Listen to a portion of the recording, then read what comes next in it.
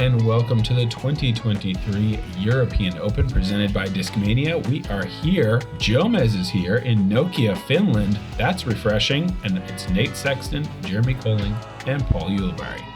It is always a pleasure to be back here in Nokia, Finland for one of the world's best courses here at the Beast. Beautiful open track, park style. It's just something about it that just feels right. And being here with Jomez is certainly the first time we've ever done this. It's a very special experience. I'm happy to be here with you guys. Yeah, we got some nice little course close-ups right here. European Open since 2011. A long time ago. I just literally got a Facebook message today saying that 6 years ago today I was here playing my second round. So that's fun. That's pretty fun. Oh, a little shout out to one player in particular who's playing here at this event, Juho Parviainen, who has played every single one of these European Opens going back to 2006. Wow. He is out here in the field, the only person to have played every single one of them. And this man has played at least one before. He is a former champion, Eagle McMahon, taking down Paul McBeth in his reign at this event. Kyle Klein, obviously you're going to see some Discmania players here at this Discmania major, out here having a great time. First time over here, I believe, or maybe he was here last year, but either way, there's a lot of Americans over here for the first time. Hardly needs any introduction. 5-time European Open champion, 6-time world champion, Paul McBeth, out here looking for another major. He is one major short of tying Ken Klein with 18 majors for the most all-time for the MPO division. And finally, Matteo, star-studded cast as always. Yeah, Mattio's first time over here too. Let's see how he plays the Beast. Beautiful day, hole 1, par 3, 322 in feet, 98 meters, gap to hit. Speed control is essential. Putter that slides down here nice and soft. They do have it on a raised basket. West side golf discs from USA, Matthew Orum.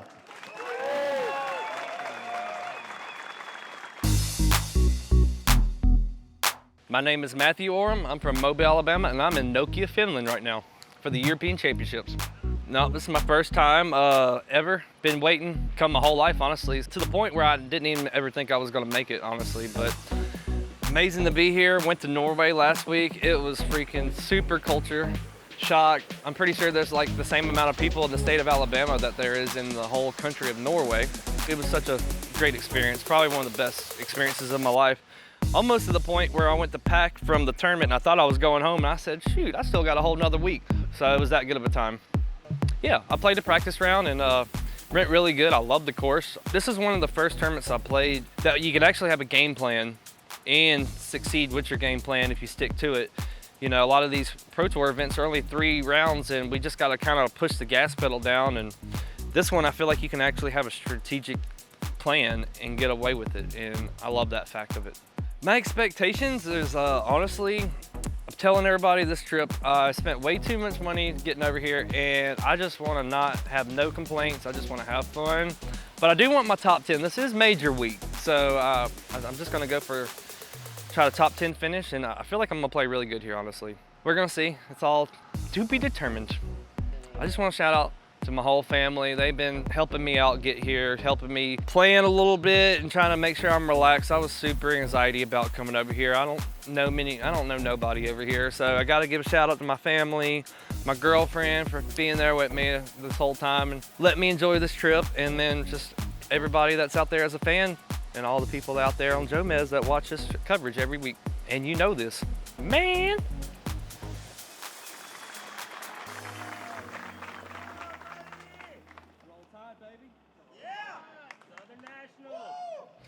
How can you not love Matteo? And this needs to get overstable right now. Check. Yeah, okay. Sit. And that's what Paul's talking about, the speed control. Once you get on the backside of that hillside. World champion and 5-time European Open champion. Representing Team Discgolf from USA, Paul McBeth. Kind of a unique feature, that huge screen broadcasting live, so you might see Paul if we stay with him towards the end of the shot. We'll probably switch to the catch, but you can see your own shot finishing on the green on that screen. Kind of an interesting thing. Yeah. Oh, nice little kiss off the tree. That was heading right around where Matty O was. I think. Little speed. European Open champion, representing Team Discmania from USA, McMahon. We mentioned it last week. I'm sure you've seen some social media about it if you've been on the platforms, but the battle last year was one to be seen. If you did not watch last year's European Open, you just have to. It's one of the best battles you'll ever see at a major championship. Eagle McMahon dethroning the 5-time champ in just epic fashion. No forehands. From USA, let's welcome Klein.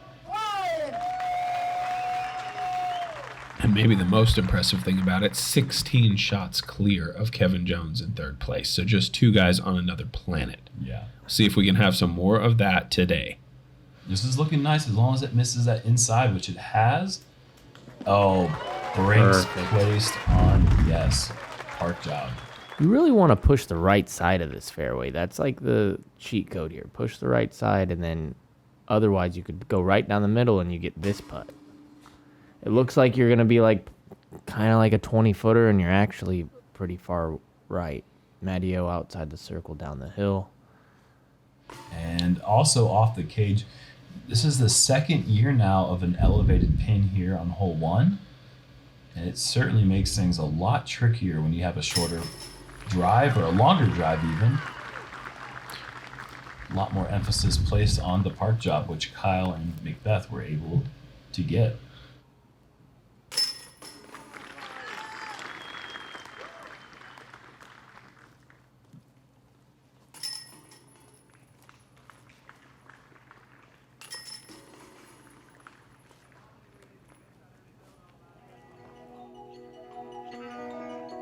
One of the easier holes on the course. Hole 1 is one of those ones that kind of gets your day started, but the whole front 9 is like, it's a front 9 that gets your round started, or at least it certainly has the opportunity to. If you don't shoot well in the front 9, playing well at this course is very, very challenging because the back 9 is, I don't even know the right word for it. OB laden. Yeah, it is a tricky back 9. So get your birdies in the front, folks. Looking at hole 2, high 300s, big forehand, backhand roller, or backhand turnover. See those branches breezing a little bit? They're up and down, fluctuating, so this is a tough one to get. So he gets it all the way there. It's a tough one to get close like that, though. You gotta trust your disc. Well, especially when the flag's blowing that way. That means that these guys are throwing into the headwind a bit, making that sidearm a little scarier.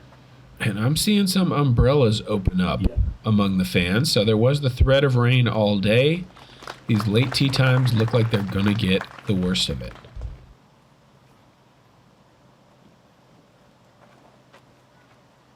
Matteo, a little bit too much hyzer at that time. Want to get that thing flat out of the hand unless you have tons and tons of power. It's hard to get there all hyzer, even for the biggest throwers. So not the lefty, but the roller for Eagle McMahon. Oh, and it is a horrible reaction, but he gets away with it. That wind absolutely hammered the disc. And inches away from hitting a stake and going out of bounds hundreds of feet short of the pin.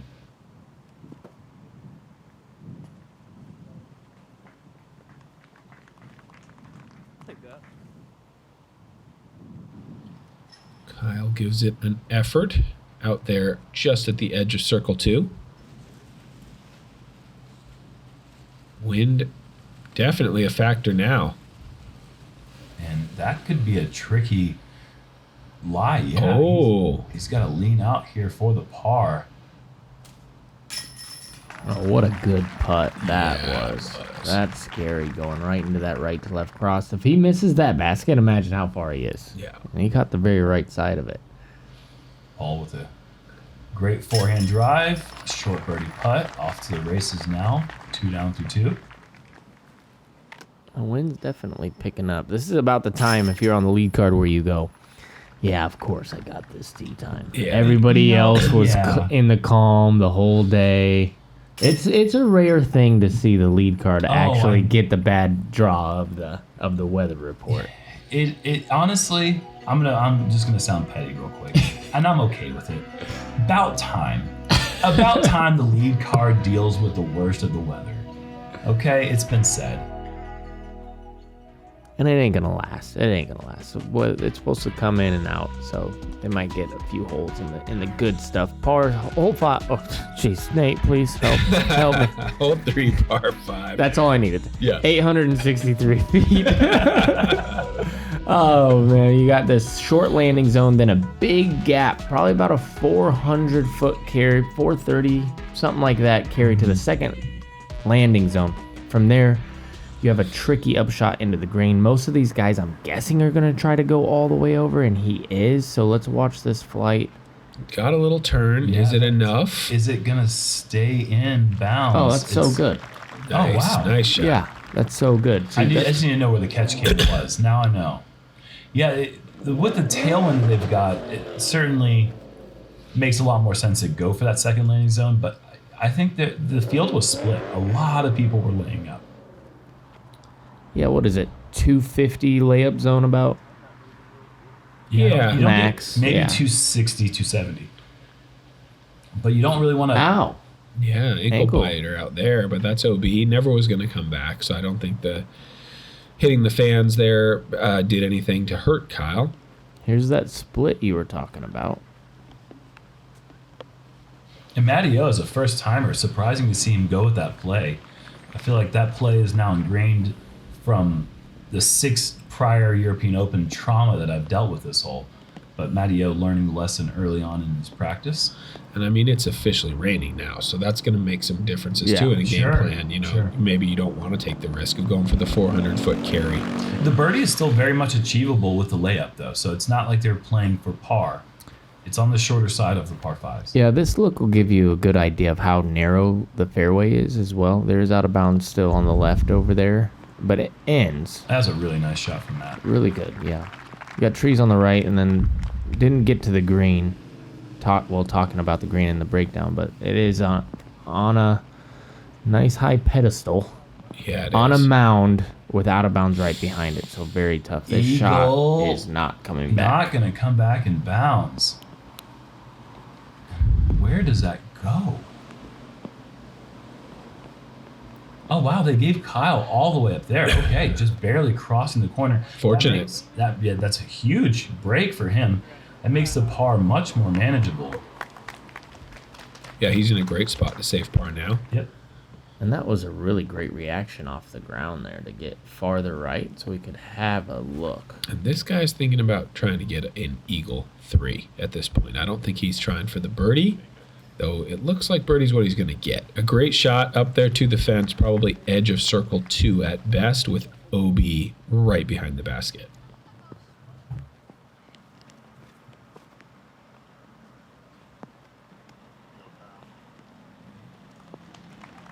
Well, he's going to have to earn it from there.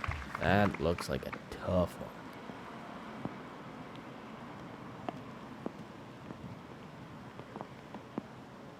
Eagle have a little more work left than maybe he wanted, but makeable. Bottom of the hill. Matteo, after playing safe off the tee, not as close as you'd like it to be either. This is not a birdie that you want to make a long putt on. This is not. Do you think he runs that? McBeth, maybe in the calm. No. I'm talking Matteo. Matty, yeah. I think he does. Yeah, it seems to be Matteo's thing. He makes a lot of putts. See? Oh, yeah. Beautiful. And Eagle's a little closer than I thought. That's a good first birdie to pick up. Kyle is not very close, but it looks like it's kind of calm right in this moment. I would put that and I'd hurry up. Hurry. That is a good par scramble.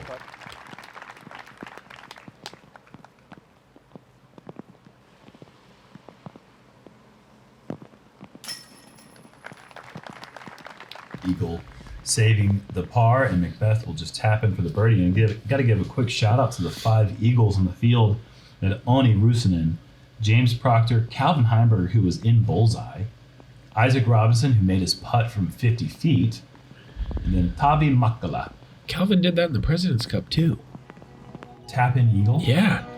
That's You know, it requires that low line drive second shot. He's the kind of the guy to do it.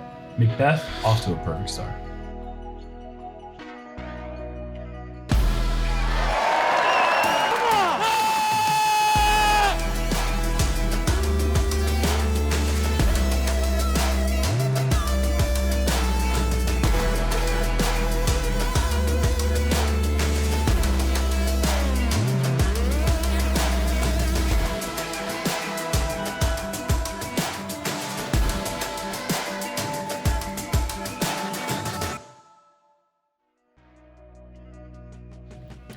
In looking at that leaderboard, Yeah. I got to shout out one guy who's -3 through 3 that I played with. Hjalmar Fredriksson, 16 years old, out of Sweden. Did it a little unconventionally. He made about a 30-footer on hole 1 to save his par. Mind you, he's 3 under through 3. He made about a 35-footer on 3 for the birdie. It was hole 2 where he threw in that big left-handed ace with the skip from 390-something feet. Was awesome to see, 16-year-old kid. And I thought you were going to give a shout out to someone else who's actually better than perfect through 3, and that's James Proctor, who started off with birdie, eagle. So even though McBeth has birdied everything, he is not the best start in the field as he hits the middle tree here on 4. Yeah, that's going to make the birdie nearly impossible from way back there. This pin has been lengthened since the last time I was here. Maybe last year it was also in this position. The same position last year. But it's the drive is that much more important with the pin being pushed back another 30 Kyle's feet. Laced a beaut here. That is everything you want and then some. Sit on down. Don't roll too far. There you go. Good tree. That should be just fine. Yeah, short par 4, but you can see so tight. And Eagle is lining up a roller. This is way right out of the hand and actually needs that tree to avoid potentially rolling up the hill and going out of bounds in the road. Yeah, I kind of agree. Kind of messing with that late mandatory potentially if that doesn't hit that tree. This is a very, very tight laydown for the backhand roller. Talk about a tight laydown. That was a tight little line for McBeth. It was. To try to scramble in there. It's amazing how comfortable he looks in those shots. This is just not high enough for Matteo. Gets the green flag, though. The drives just aren't really good enough to think about seriously getting to the green, I think, from those spots. Eagle tries to do it, and he's going to pay a pretty heavy price, I think. He tried to get aggressive there from the awkward stance. Still watching it. Yeesh. Wow. Can he sneak this back to the green? I'm going to say no. I've been up there. If he's on the back side of this stuff or front side, depending on which way you're looking, there isn't a look. Look at this drive. Easy as you like. Yep. And Oh, bullseye. yeah. Tap in coming up for Kyle. That'll get him to 2 down through 4.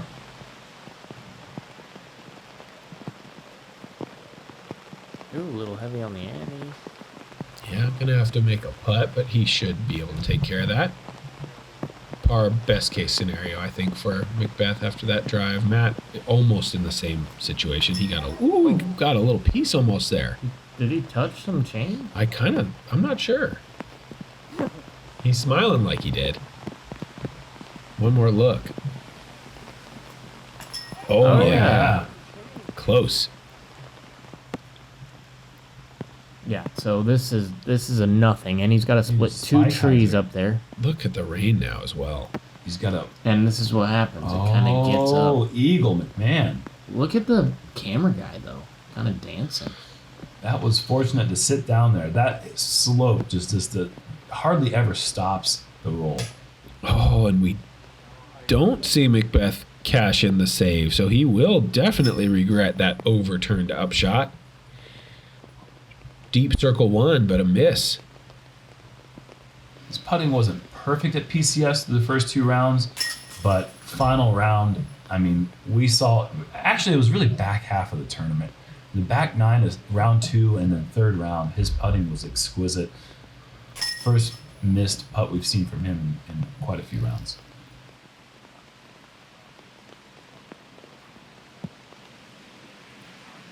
Yeah, just like that, we got McBeth taking the bogue and Kyle tying him right up with the bird.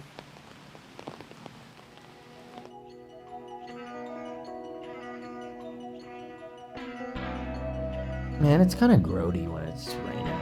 You guys ever realize that? I have thought about that. Brody's usually the one that goes It gets from the head, too. it gets muddy and stuff. Yeah. This next hole is kind of a situation when it Yeah. gets muddy. You're on that side hill trying to walk up there. There's a lot of rollaway potential on the 5th, 328 feet straight downhill over the giant rabbit. And you need to figure out was a a way. rabbit? Yeah, man, big old. Fastest rabbit I've ever seen.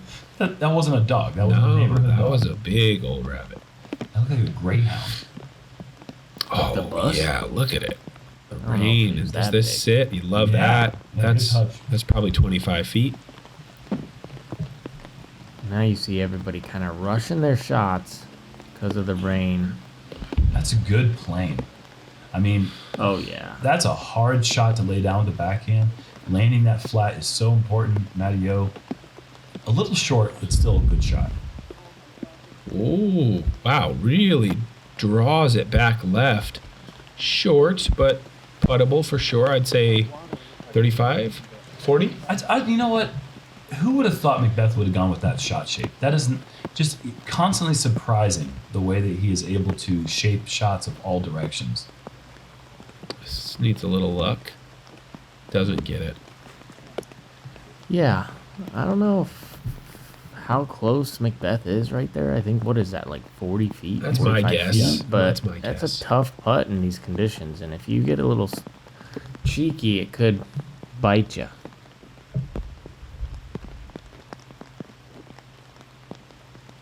Oh, yeah, easily 35, 40. That had some hang time. Yeah, Beautiful that putt. was far. Look how casually he just pops it in there in the grody weather.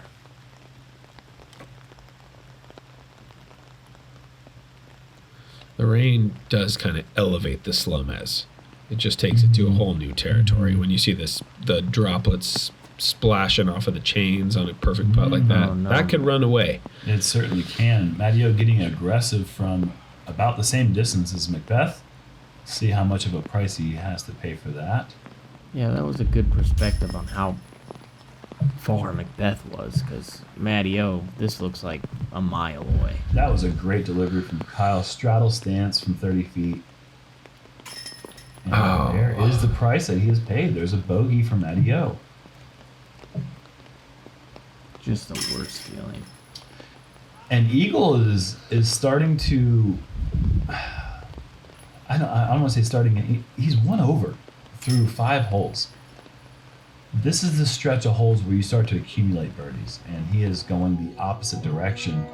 Kyle and McBeth 3 under. He is 4 back of the pace that they're setting, and they're both kind of like that's like the start that you're looking for. It's not like an exquisite start. But Yeah. McMahon needs to turn things around now. I mean, McMahon last year, what was he? He was probably like 100 under at this point in order to get to his winning score last year. So he's definitely off pace, way off pace. Hole 6, uphill, plays about 400 feet, very tight gap. You want to shape something from left to right. That's beautiful pacing. He gets a little love, a lot of another love. Oh my love. gosh. Yeah. How Wow. far was that actually going? Probably acing. Yeah, here's the right shape if it can get the ante. Doesn't gets the bad kick. See, Bad kick, yeah. yeah. And man, the rain really, there's so many less people down here watching these guys. This rain, I think everyone probably running to the car Whoa. trying to get their umbrellas. What is that Have line? you ever Whoa. seen the Heiser play Never. on hole 6? Where did he go? Which, He went super right, I think, with a flip up. no, I've never seen that. Have you? No, that's Never thought about it. this Now hole I'm has thinking. been the same since 2011, I think. Maybe they brought the basket up the hill a bit. I've thought about the sidearm flex over there, Yeah. but I have never thought about the hyzer. Matteo from no man's land is going to have a par. McBeth awkward stance after the bad kick. awkward stance, and when you're under those bushes, you're just getting drenched.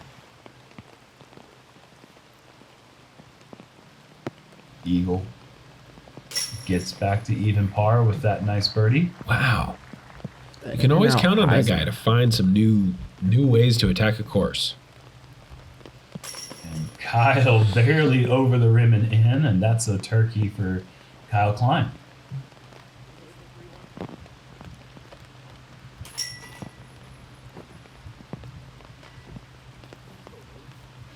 Matteo and a few other players out there without umbrellas, and I heard that a lot of players weren't expecting rain because in the morning and the early afternoon, the sun was just fully out.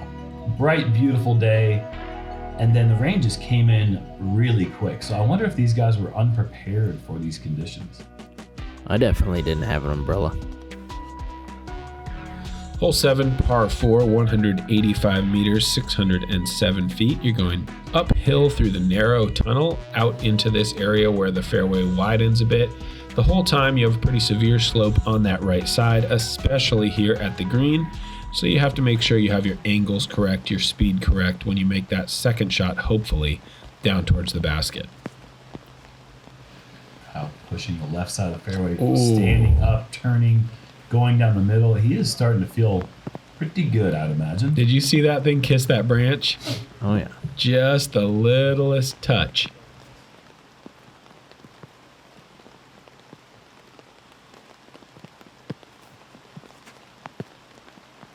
Well, this thing's just screaming. There's a hyzer on this hole, too. Oh, bad reaction. Slid back down the hill. That was going to be gone, like way up there by the tee of hole 4, probably. Yeah, I think so. Yeah. Oh, early bird. Left. Looking at his hands and just pleading for dry hands right now. It's going to be hard to achieve dry hands if this weather doesn't pass soon. This could be fantastic. Yeah, you're loving that. Paul just trying to find a way to easy par here. Oh, this is nose up. Nose up is a common mistake to make when you're trying to throw that standstill, lean out forehand and hyzer. It got the distance he needed, though. Yeah, I think he got away with it just fine.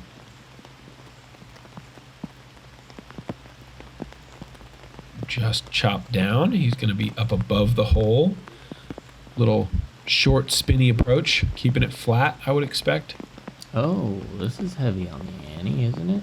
No. Yeah, a bit. Well, I don't know. I think it was.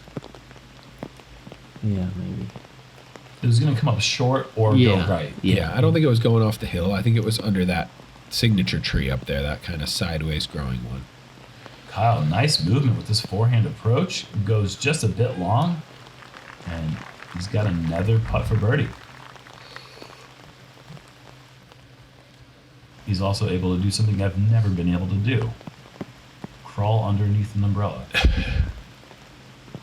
Yeah, Eagle executes that pretty well. What is McBeth's line? Yeah, he like folded under that umbrella. Michael Johansson could do that, and he's not like a short guy. I just never could understand it. Some guys are bendier than others. Mm-hmm. He's very bendy. And he throws it like a million miles. Matteo getting aggressive with that run and Wow. going deep.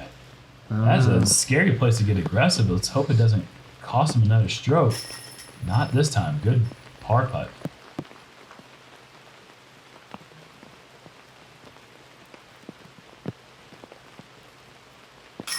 Okay, heat check. Yeah. Yeah, that's official. And it might not seem like a heat check in the great conditions, but the fact this is all happening right now in the pouring rain, yeah, certified heat check for sure. Ooh. Leaker.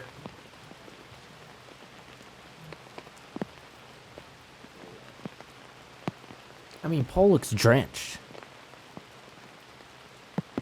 Yeah, it's raining for real, for sure. Heavy rain. It's hard to tell. But it is, yes. Perfect putt from Kyle. 4 in a row for him with 2 very gettable holes coming up. So he could really put together a special front 9 if he can keep this mojo going. And it's only the 4th best start. 3 players are 6 through 7, just getting it going out of the gates round 1. Hole 8, par 3, 72 meters, 236 feet. This one blind uphill to the top of this little knoll. They got the hay bales there to stop you from playing that running skip shot. These guys are going to go mid-range, high with hyzer, I would guess. The hay bales are another thing they've added this year. I think the hay bales should have been another 20 feet closer to the hole. Sure. To like stop you, because people are going to get over those hay bales most of the time. Maybe 10 feet closer makes it a little bit harder. They could stop this man, but he skips. Over, rolls back. In the end, it's fine. Odd little sequence there.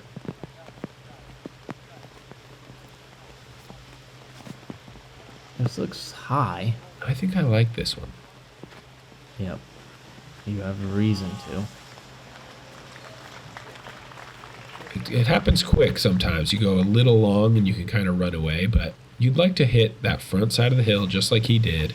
Oh, pulled from Matty O, and he's going to hit the main tree you're trying to avoid on that right side of the fairway. And now he's at that distance. And he's been aggressive all day. This is going to be interesting to see how big of a bid he gives this. It looks like he's going. He's running. And that didn't look like terrible angle. I think that should sit. Got a little bit of the basket. Good delivery from Eagle. Yeah, that was a great putt right there. Scary. Up the hill, raining, muddy. Grody. Kyle's on a tear. Yeah, Kyle's on a tear. Yeah, he is.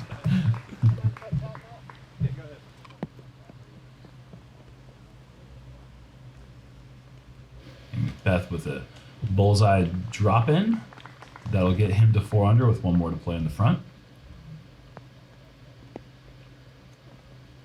Mattio's slow start continues even through 8. And it feels even worse taking a par on 8. What do you guys think of respectable score for the whole tournament? Or not tournament, whole round? Like, what are they looking to get to? These guys, I feel like 8. Yeah, That's respectable? Well, for these guys. Respectable, I would go 5, 6. yeah, I was going to say a 5 under round keeps you in it. But I think if you're in the 3 under range, I feel like your chances of winning seem not impossible but distant. So I think I think Nate, you nailed it with 5 under, but they're looking to shoot 10 under, just like every tournament. I think 9 to 10 is usually hot everywhere you go. Yeah, these guys are going to be playing this little skip shot into here. This is perfect. Oh yeah, the heat is on. He's gonna get that one, I would think. Fantastic start for Kyle Klein. I believe they're all going to be playing this wide skip shot. And this is just a baby shot. He threw this 1%, and he's going to go deep. Did you see that? He just went, meh. And this is one of the few forehands you're going to see from Eagle. He is very much trying to avoid throwing anything more than 5%. Yeah, so he maxes out around 390. Exactly. Which usually means short. Yep. But he's getting the kind of a low roll. Slowest 5-foot roll ever. Mattio wants to match those lines. 4 good shots, but this one's pulled towards the crowd. Yeah, that's what I was thinking. Matt really likes that Anheuser release, so this doesn't shape up that great for his forehand. He really likes to come over the top. Hopefully he doesn't fall with the slide. Oh, we got the slide. Yeah, it was kind of a cool guy slide. He's had a lot of 20-footers coming back.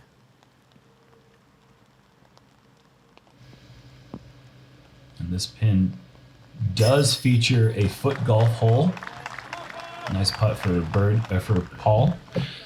It's a part of the 3-in-1 thing that the Diskgolfpark tries to introduce. They have a thing called park golf, foot golf, and disc golf. Yeah, park golf is like a wiffle ball with like comically oversized plastic golf clubs. Sounds fun. I haven't tried it. I want to try it. I think there should be a special prize if you dunk that foot golf, not like a disc or something. Like it shouldn't be. It's not that big. It's not an ace pot. How about a park golf set? Yeah, give me a like a 9-iron maybe. Kyle, 6 in a row to close out the front 9, getting it done, my friend. And that's going to tie him for the hottest front 9. No one able to get to that 8 under mark, but 5 players shooting 7 down in the front 9. That is a super solid pace, but the back 9 is brutal at times. If they can keep that pace going, it's going to be a special round. Yeah, look at Scott Stokely. Oh yeah, 6 down through 9, feeling good. Wow. He's been a world traveler, man. Yeah. He's not worried about time changes. He's been out here playing in Europe for a while. Had a Playing dinner well, with him too. last week, and he said he's just not interested in spending too much more time in the States. He just loves it. That's awesome. Well, thanks everybody for tuning in to our front 9 coverage from the 2023 European Open. We're going to be right back with the conclusion to this grody little round.